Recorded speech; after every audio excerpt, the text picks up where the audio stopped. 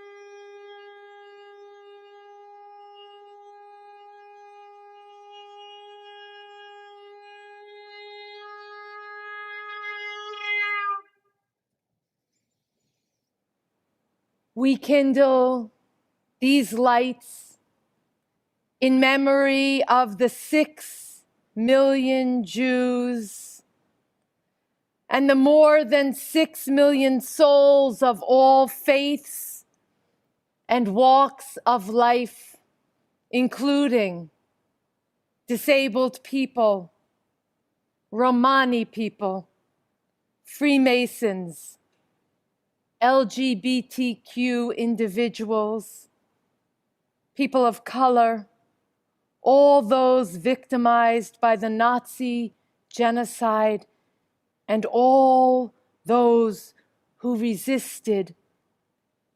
May the memory of the righteous be for a blessing.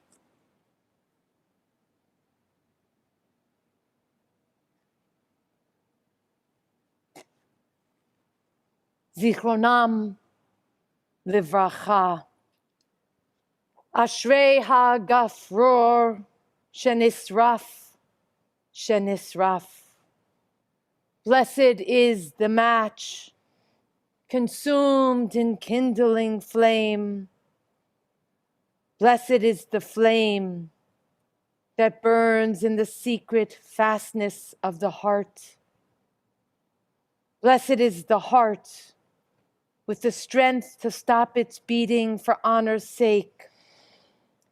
Blessed is the match consumed in kindling flame.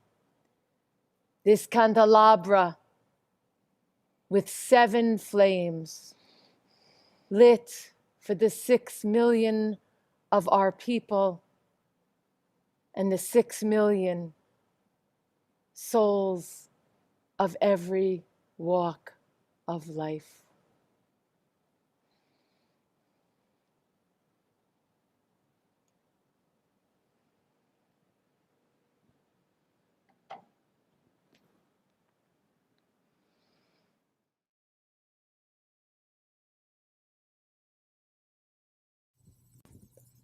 During the Nazi occupation of Eastern Europe, the Jewish resistance movements used couriers, also known as liaisons or kashariot in Hebrew, or łączniki in Polish, to move between the Jewish ghettos.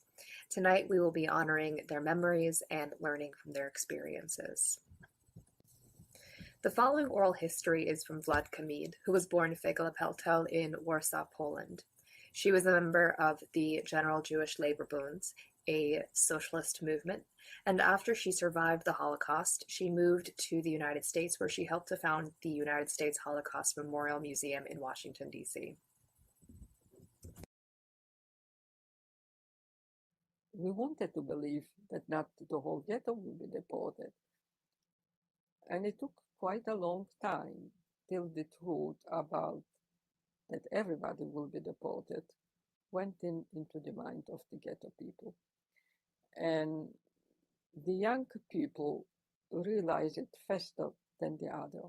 The young who were organized and who start to get the news from other couriers from other places, what is taking place in the Lublin section, what is taking place in Cologne, what is taking place in other parts.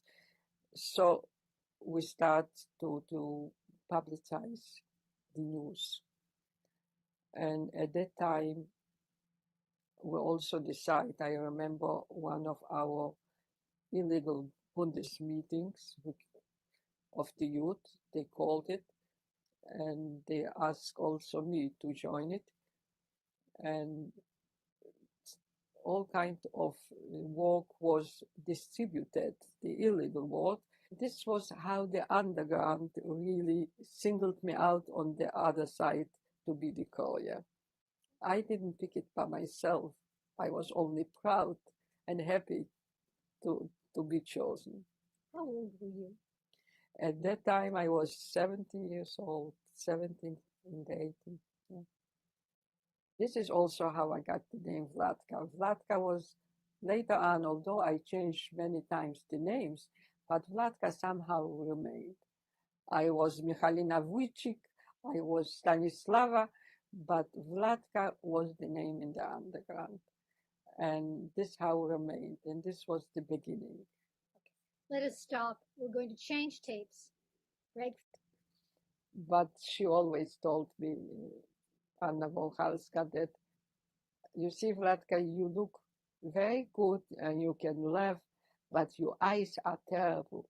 They are set eyes, they are Jewish eyes. You have to do something with them. And my Jewish eyes almost gave me, they almost were threatening my life. I was once on a tram and with a Polish man, and at the sidewalk, passing by was one of the SS who were specially trained to recognize Jews with this Totenkopf in a yellow uniform. And he was looking up the tram to the tram light, and I didn't even notice, but I was looking at him. I saw him, probably a little too long, because suddenly the tram line stopped and he came in and directly to me and asked me my documents. And I knew the moment they are going to check out, then it's through with me. So I started to ask him, why do you take me out? He didn't want to admit why. You will see. And I started in all ways. Inside, I was terrible, terrible. But outside, my face, I played a role. I started laughing and I started, tell me why. Finally, he said, because you look Jewish. So I laughed even more. How can you say I look Jewish? That for generation I am here in Poland. And he said, but your eyes are Jewish. And the Jewish eyes were really sometimes for me a threat. I was frightening. So I said, how can my eyes be Jewish? I was laughing. I said, maybe I made a mistake. So can I have back the papers? Yes, he gave me back the papers, and I jumped on a tram light passing by to be in time for work. So this is how my eyes almost gave me out as a Jew. I don't know why. The sadness remained in them. I couldn't control it. But my mother said it, in a assessment said it. So probably somehow it was. But nevertheless, I didn't have too much trouble with Poles. While joking and talking, my language in Polish was quite fluent. and being young, so I was on all kinds of missions sent by the Jewish underground because of my outlooks and also of control. I would say I did control myself. I behaved outside as a Pole, although inside I was frightened and upset and concerned, but outside I was controlled. They gave me a place where I bought uh, 10 pounds, I would say. It was of dynamite. And also I made the contact with the ghetto through telephone, certain codes, that I will be in this particular place, and they have to wait for me, and I will smuggle this into the ghetto. And this is how it goes. The Aryan side was always in contact through telephone from certain places with our people in the ghetto. And we notify them through different ways when we are going to smuggle in, what time and what place. So the police was bright and the smuggle was going on, and I came there with my package in greasy paper that it should look like butter. And I paid the foreman, and I was one of the smugglers, one of the Polish girls. And to my luck, when I came on top, going on the ladder on top of the wall, suddenly shooting was heard from far away, and they got scared. They snatched the ladder away, and I was sitting on top, not being able to go back into hiding. They ran away, all of them hide. And I was with my package on top of the wall, and the shooting got closer, and I was sure that this time I am done. I didn't see anybody on the Jewish side, and I didn't see anybody on the other side, and I on top. I didn't know what to do. I was afraid to jump. I was afraid that maybe dynamite can blow up. I didn't know even if it can. I didn't know too much about dynamite. But suddenly, from the Jewish side, two of my colleagues from the Jewish underground saw me, came running to the wall. They made a human ladder, and On the right is Vladka Mead's identification card from when she was passing under the name Stanislava Wachalska. Vladka's oral history makes several points about how couriers like herself operated during the Holocaust. The Nazi occupation of Eastern Europe segregated Jews from non-Jews, but it also cut Jews off from each other. The ghetto walls isolated Jews from news, information, supplies, and assistance that could help them survive. Under Nazi racial ideology, race was understood as a biological fact, expressed through both physical appearance and personal character.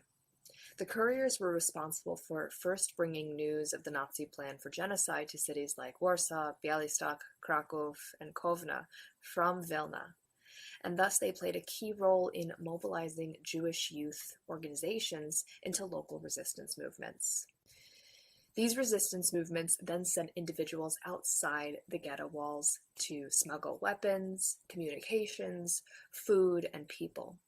This was dangerous work, and getting caught could mean imprisonment or death. Couriers traveled with false papers, disguised as non-Jews. They had to rely on forged permits and often had to bluff their way through police inspections, document checks, and border controls. They were always at risk of being unmasked, and their lives were always at stake. On a daily basis, they exercised incredible bravery, quick wits, and nerves of steel. Couriers were almost always young women and girls in their late teens and early 20s. There's a few reasons for this. First of all, there were multiple popular Jewish youth movements at the time, like Hashomer Hatzair, the Bund, and others, that mounted the main resistance movements in the ghettos. Boys and men were seen as more suspicious if they were walking about, and they were more likely to be stopped and questioned by police. They were also easily identifiable as Jewish if they were circumcised. But it was normal for girls and women to be walking about, not at work. In many Jewish communities at the time, it was also more common for families to send their sons to religious Jewish schools, which were more expensive, and to send their daughters to public Polish schools. Here, their daughters learned to speak Polish without a Yiddish accent, and they became attuned to the subtle norms of Polish culture. This made it significantly easier for them to pass as non-Jewish. In some cases, girls with lighter hair, eyes, or skin might be selected as couriers, because this was seen as a more typically Aryan look, although this was not always the case. Ultimately, the couriers were critical to the work of the resistance movements. Eva Fullman was another courier who was active in the Dror youth movement, and she served as a courier for multiple cities. She was 15 when the war broke out, and she survived the war and gave one of the earliest testimonies at the Jewish Historical Institute in Warsaw. In this handwritten testimony from 1945, Eva Fullman discusses her work as a courier in the underground. Later, when the Germans gave out an order that the Jews could not travel by train under the penalty of death, and they issued an order requiring the wearing of armbands, we selected people with Aryan looks. We gave them Aryan papers. A large staff of people worked on preparing these documents. These couriers traveled between cities and small towns, and they communicated with our people. I was one of these couriers. I very often had to jump over the ghetto wall. Sometimes I wore an armband, and I got to join the groups going to work. Eva also wrote about how they smuggled weapons into the ghetto for an attack at a local cafe that was frequented by German soldiers. She writes, "So we took 2 grenades and we sewed them into our menstruation pads, and we entered past the guards who patted us down, but not thoroughly." The couriers were responsible for arming the Jewish fighting organization that led the Warsaw Ghetto Uprising, the Białystok Ghetto Uprising, and the Kovno Ghetto Uprising. Leah Hammerstein-Silberstein grew up in a suburb of Warsaw and was very active in Hashomer Hatzair, which was a Zionist youth movement. She was forced to observe the 1943 Warsaw Ghetto Uprising from the Aryan side, unable to participate. And she later fought with a Jewish unit in the Armia Ludowa, the People's Army, during the Warsaw Polish Uprising in 1944. She recorded an oral history with the United States Holocaust Memorial Museum, and she also handwrote her memoir, which is in the United States Holocaust Memorial Museum collections. And I was working there, cleaning the vegetables, and it was a very hard time for me because all of a sudden I had to become a Polish girl with all the Polish mannerism which I didn't have. One thing stood in my favor was the Polish language. I was in very good command of the language. So at least they couldn't suspect me right away. That was an impediment for many, many Jews. Even if they spoke Polish, they didn't speak a pure Polish. There was always a Jewish accent in it, and the Poles could detect you right away. The Germans couldn't, but the Poles could. So I was working there for some time. It was very hard for me because the women in that group of kitchen helpers, they were churlish and their language was foul. Each time I heard them talk, I was red in the face, you know. I was a young girl with no sexual experience, and here I was among women who were prostitutes, who were mostly maids who worked previously before the war in Jewish households. The very lowest levels of Polish society. But somehow I managed to stay there. I have a question. When you said you had to become a Polish girl, other than the language, what did that involve? It involved everything would detract you from being Jewish. You had to assume a role of a Polish girl. It was a very hard task. I felt all these years, from the moment when I went on the Aryan side, I felt like an actor on a stage playing a role which I hated. But I had to do it in order not to be detected. You had to acquire the way of talking, the way of behaving. You had to learn the Polish prayers, which I managed and which I remember to this very day.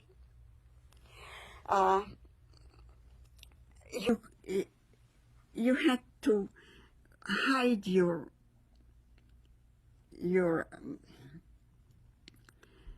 grief and your sadness. You had to be frivolous. You had to be, like other Polish girls. I just had to simulate the behavior of the Polish girls. And I had good examples in front of me. And still I was detected by one of the girls. And she denounced me to the German. When we came for our weekly pay, she said to the officer, "This is a Jew." And the German asked me, "Are you Jude? Are you Jewish?" I said, "No." I said, "She is." So, he understood that it was a joke, and besides, he was a simple clerk. It wasn't his task to hand the Jews. He took it like, like a bad joke or a good joke, I don't know. He didn't make anything out of it. When you were working amongst these people, did you hear anti-Semitic remarks? Did they talk about the situation in the Jews? Sure, they were talking about it. At another time, I was sitting in front of a big basket with vegetables, cleaning it, and the sun rays came on my head, and one of the girls said, "Look, her hair is reddish like a Jewess." And everybody laughed, and I laughed most hilariously, But inside, the fear was gnawing on my insides, At another time, the kitchen chef grabbed me and put my head on the table. He was preparing the sausage for the evening supper. And he put this long knife to my neck and said, "You see, if you were Jewish, I would cut off your head." Big laughter in the room, and I left most hilariously, of course. But you know what it does to a psyche of a young girl in her formative years? Can you imagine? With nobody to console you, with nobody to tell you, "It's okay, it'll be better, hold on."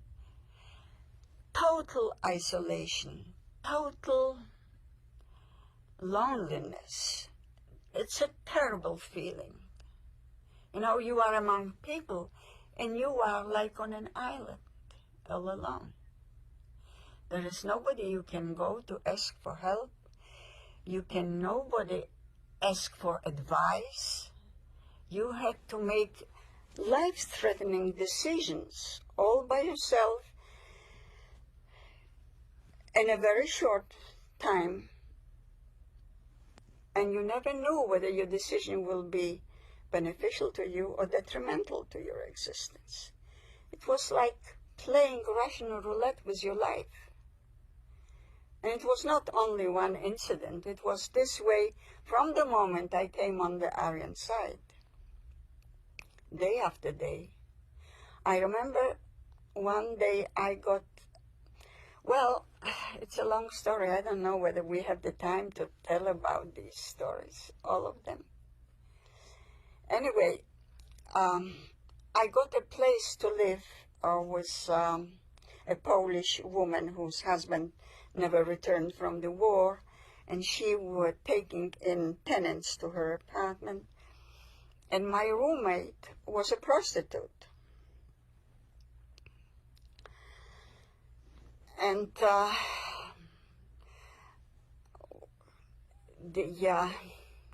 it was a very difficult time for me.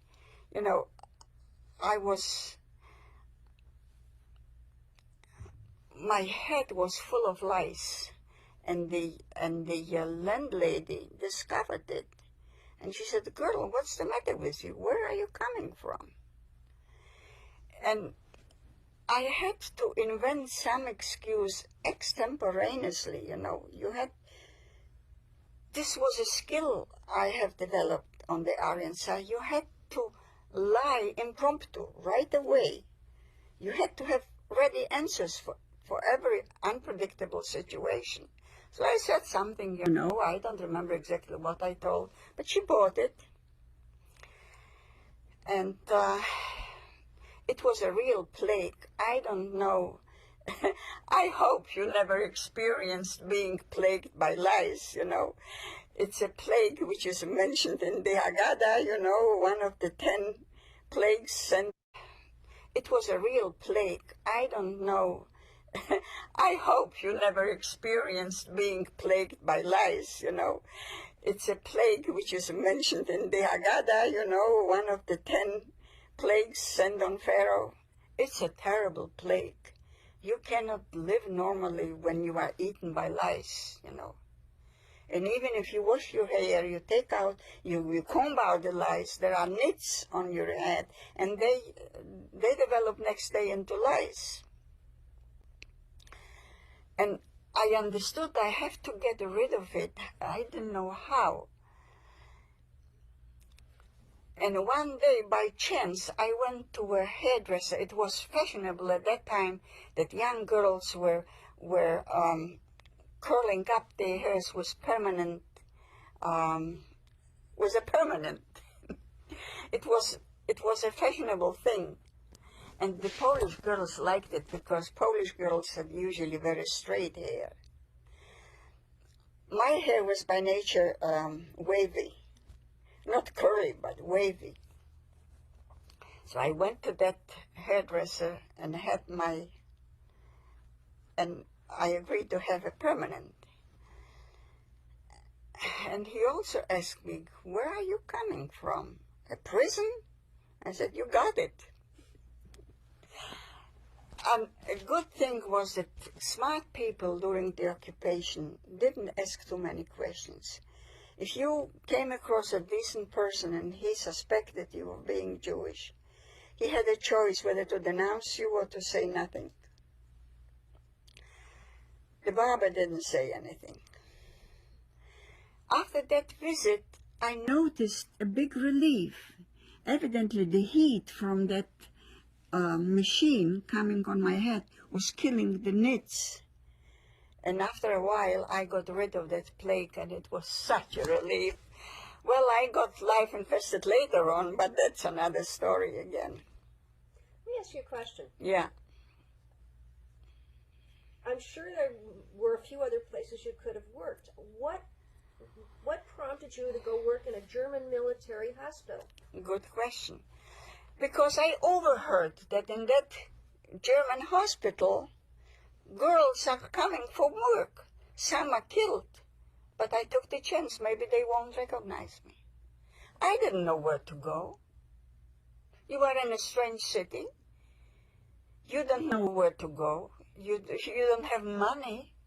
You have to disappear from the street before 7 o'clock in the evening. Where are you going? Like I said, it was Russian roulette.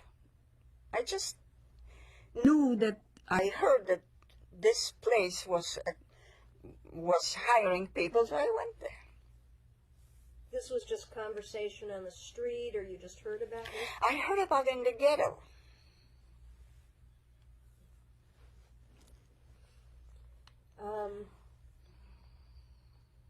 So how long did you work there? I worked there from about November 42 till March 43. Wow. What else happened there? While I was working there, well, one thing is that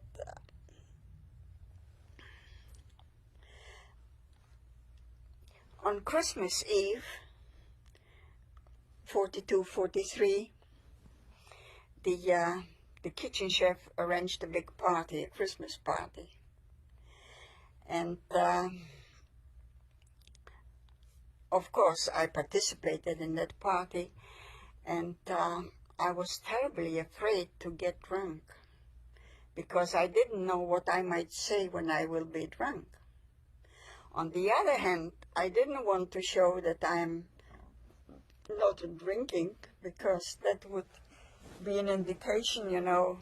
Only Jewish girls didn't drink. Polish girls drank. Especially that group of girls had no objections of imbuing themselves with vodka. So I was drinking. And I became drunk for the first time in my life. But even in the state of drunkenness, I didn't lose my ability not to talk what need not to be said. I didn't lose my hold on myself completely. But that turned out to be very beneficial for me, because after that party, I was one of the group. It was like a battle christening for me. I made it. I was Leoshka. I wasn't Leah anymore. I was Leoshka, and it was okay. The girls, they took advantage of me. They sent me to steal food for them. I did it because I wanted to be accepted, and I was. And that's how I could exist among them. Did you make any friends there? Later on, I made friends with one Jewish girl who also came to work there. Her name was Ursula. And from the moment she came to work, I suspected her of being Jewish, because, you know, you had a sense of distinguish right away your own people. And to prove that she is Jewish, one day when we went down to the cellars to pick up the potatoes or vegetables, I started to hum the Jewish national anthem, the Hatikva. And I figured if she's not Jewish, she won't react to it. But if she is, she might. And she did. And we became friends. And it was very beneficial for me, because her sister, who was a married woman already, was hiding with her husband on the Polish side in Krakow. And she used to take me to them, so that was the first honest human contact that I could have after I left the ghetto. And it was a big relief. The other important thing that happened to me at that time was that I stole a gun from one of the Germans. It happened that way. Tosha Altman, one of the leaders in my youth organization, knew where I was. She knew that I am in that I work in that hospital.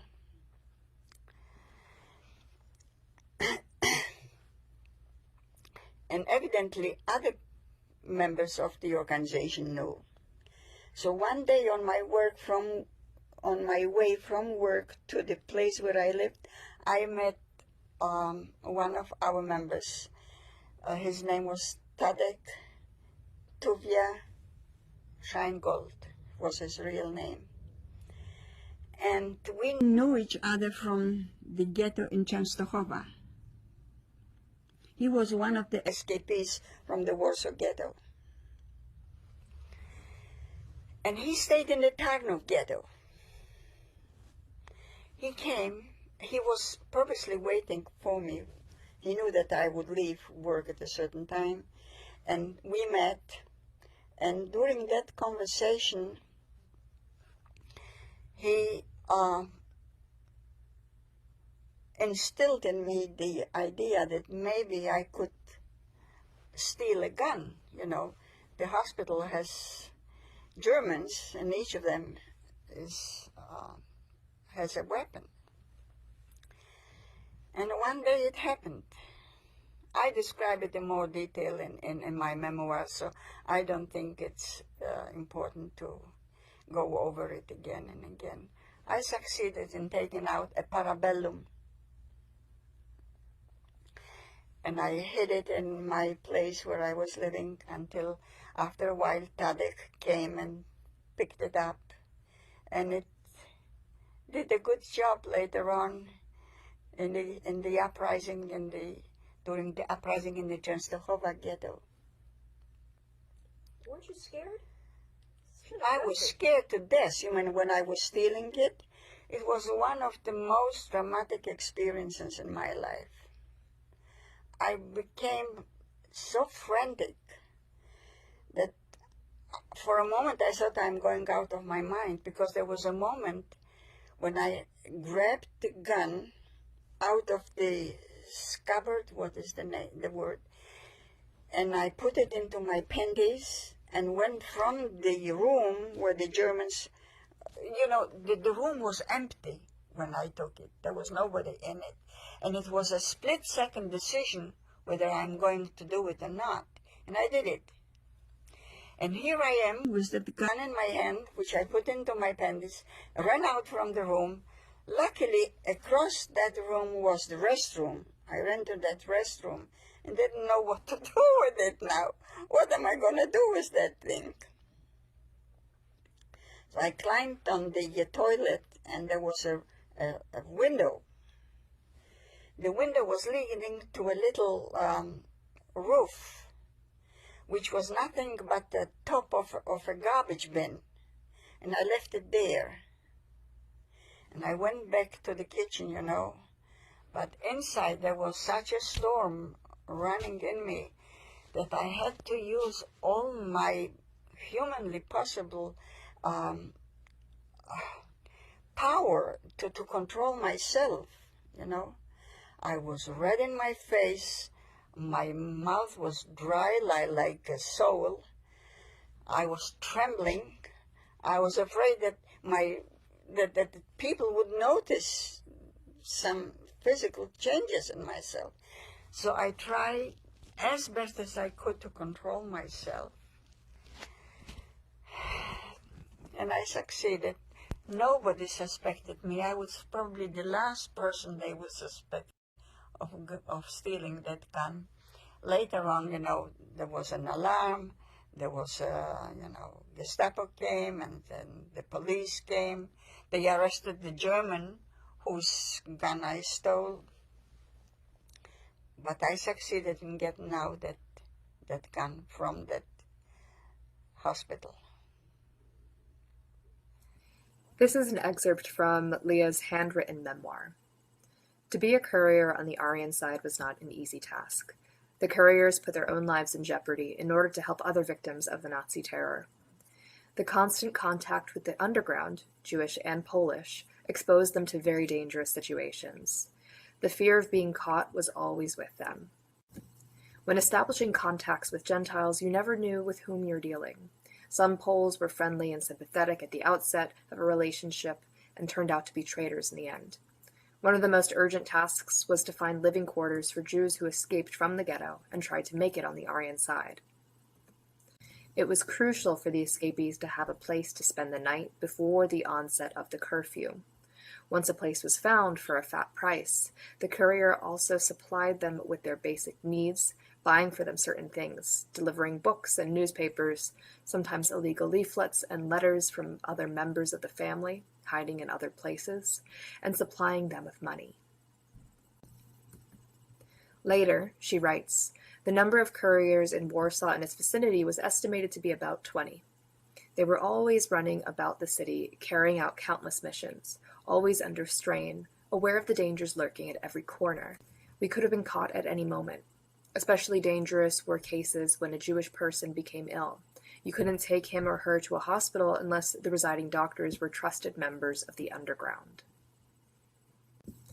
As I mentioned earlier, a courier's ability to do her work depended on her ability to pass. But passing as Polish or as Aryan was much more than just being blonde and blue-eyed. As it turned out, race was much more than physical features or biology.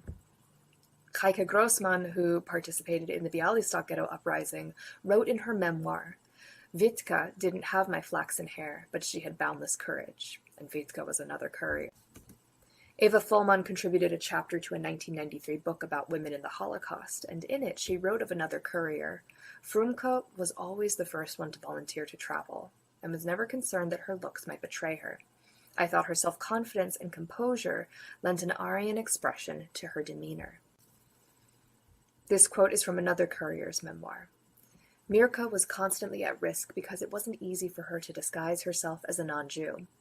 But what was most difficult to conceal were her raven tresses and her jet-black eyes. Sparks leapt from those eyes, and her smile generated a friendly intimacy that seemed to enclose everyone in its embrace. If anyone looked at her suspiciously, she would disarm suspicion with her cheerful, untroubled visage. She made her way with a charisma that was hard to resist. This quote is from Justyna Drenger, who was a courier in Krakow. Justyna, or Gusta Drenger, was a part of the Akiva movement. She wrote about this phenomenon a lot, but her story is unique because it's not a typical oral history or testimony or memoir. When her husband was arrested in January 1943, Gusta turned herself into the Gestapo as well, so that they would not be separated. And this was the second time that she had done this. And she was incarcerated in the women's branch of the Montelupich prison. She and other women in her cell staged an escape in April of that year. While the end of her life is unclear due to a lack of documentation and witness accounts, it's believed that Gusta was executed along with her husband less than 1 year later in the forests of Novi Vizhnich. But while she was imprisoned, she wrote a sort of manifesto memoir with her cellmates. They would take turns writing on scraps of paper while Gusta dictated. They used whatever they could find, including toilet paper or paper that was smuggled into the prison. They wrote 4 copies of the memoir altogether. 2 complete sets of notes were hidden in the prison, and another 2 were smuggled out. Only 1 set survived. It was published in 1946 as a 100-page epic of the youth resistance movement. It was not translated into English from Polish until 50 years later. The story is sometimes disjointed, it has missing pieces, but it's also beautifully written, and its lyrical prose provides a glimpse into the idealism of the Krakow youth resistors and into Justyna's experience as a courier. You'll remember that Vladka talked about how she had Jewish eyes, and they weren't Jewish because they were a certain color, but because they were sad. In their testimonies, oral histories, and memoirs, surviving couriers talk about this phenomenon. And one thing we can learn from Justyna's narrative is this idea that race was much more than just physical features. Instead, it was something that had been created through the experience of occupation, ghettoization, surveillance, and genocide. Jews were defined and identified by trauma and fear.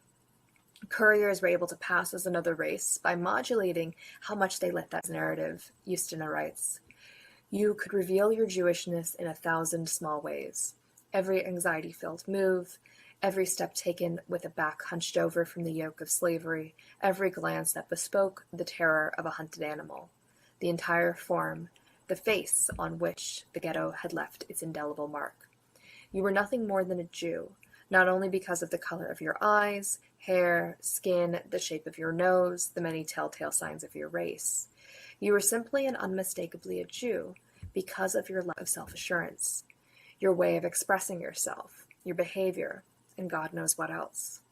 At your every step, they would look straight into your eyes, impudently, suspiciously, challengingly, until you would become entirely confused, turn beet red, lower your eyes, and thus show yourself to be undeniably a Jew."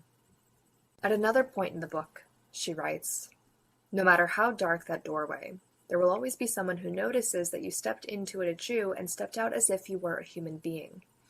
Why as if you were a human being? Because to take off the armband successfully, you first have to regain your sense of human dignity. Without that, you are nothing more than a Jew without an armband." We can see from this quote that Justyna and her comrades felt that passing was about performing a sense of human dignity that had been stripped away from Jewish communities. This is confirmed in many other couriers' accounts of how they use their confidence and charisma to get through checkpoints or avoid the suspicion of Polish neighbors and German occupiers. The courier stories demonstrate how state-sponsored racism became internalized as a form of terror and fear. Race is a combination of something we're born with, our cultural heritage, our family, our community, but it's also something that is created and shaped through violence and trauma, and it's something that's historically specific. This also gives us an opportunity to think about how these systems may be at play in our contemporary moment. Dehumanizing practices like incarceration or the separation of families or the legislation of people's bodies, these can have lasting psychological effects.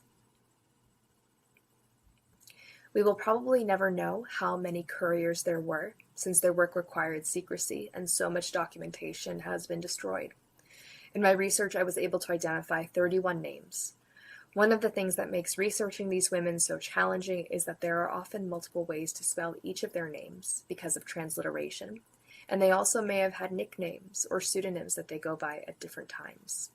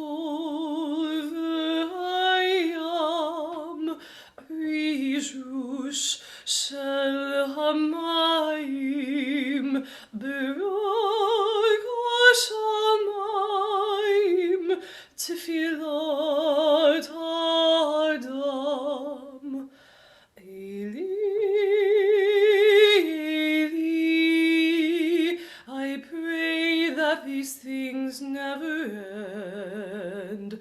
The sand and the sea, the rush of the waters, the crash of the heavens, the prayer of the heart, the sand and the sea, the rush of the waters, the crash of the heavens, the prayer of the heart.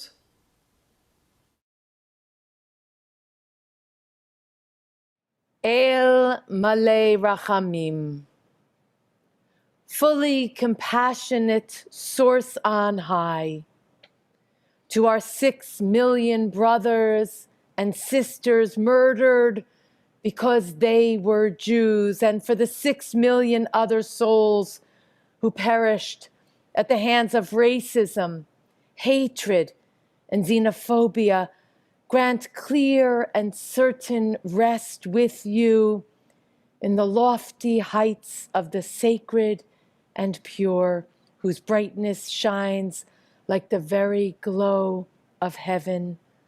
Source of mercy, forever enfold them in the embrace of your wings.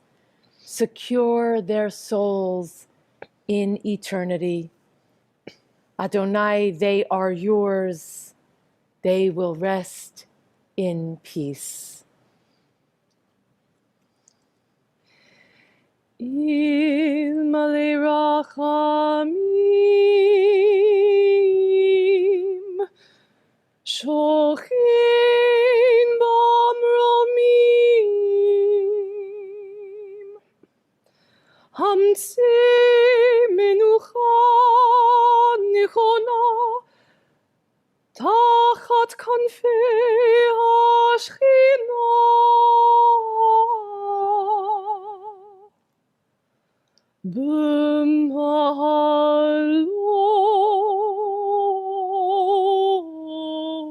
במעלות קדושים וטהורים, כי זוהר הרקיע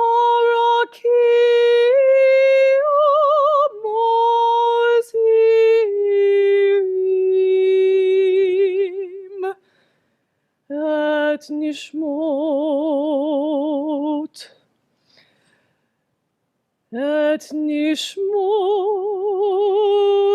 6,000,000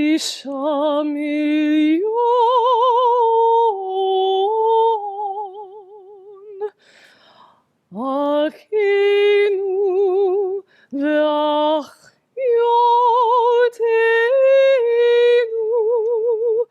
שנהרגו על קידוש השם.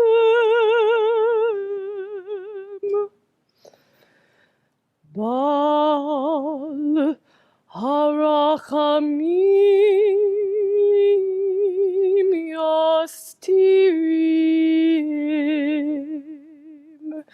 בסתר כנפיו לעולמים,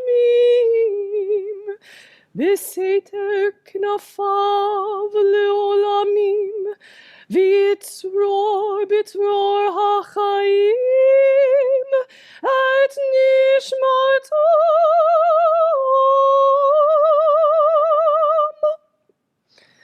אדוני הוא נחלתם, וינוחו בשלום על משכבם, ונאמר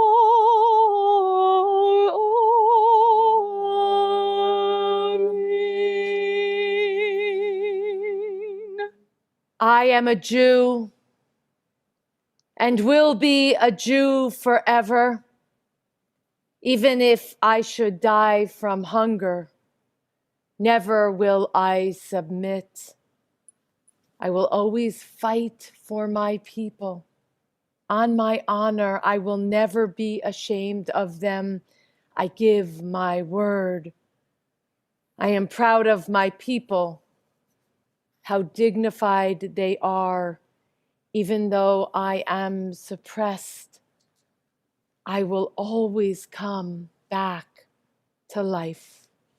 Franta Bas. Kaddish Yom HaShoah. Kaddish for those who perished in the Shoah.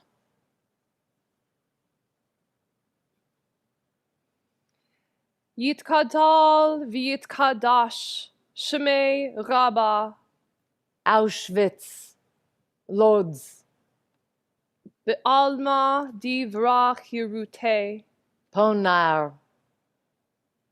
V'yamlich malchute Babiyar, B'chayechon uv'yomechon uv'chaye dechol Beit Yisrael Maidenek, Birkenau, Ba'agala uvizman kariv Kovno, V'imru Amen. Janauska, Yehei Shmei Rabba Mivarach Le'alam Ul'almei Olmaya.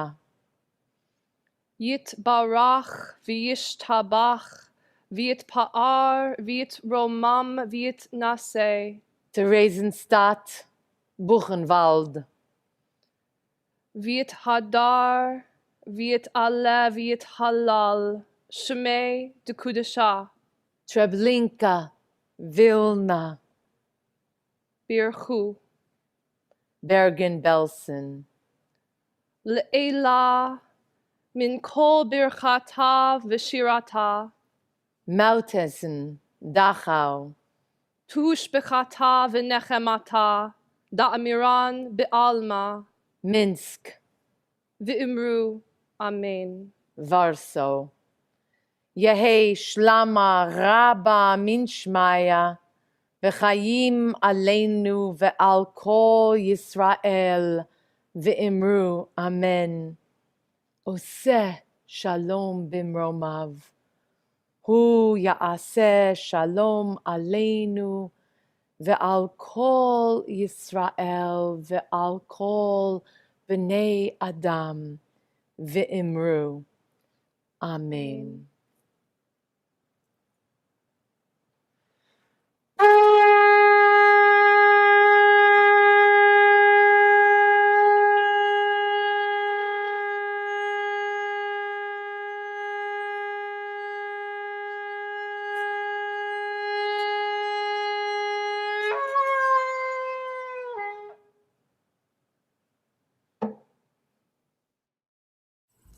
If you would like to learn more, the few surviving couriers were very diligent in writing their stories, many of which can be found in libraries and bookstores. You can purchase copies of Justina's narrative from bookshop.org, although some academic libraries may have copies. The Jewish Women's Archive also has biographies and more extensive information about the lives and actions of several couriers, all of which is available online at jwa.org. If you would like to watch Vladka or Leah's full oral histories, those and other related collections can be found at ushmm.org.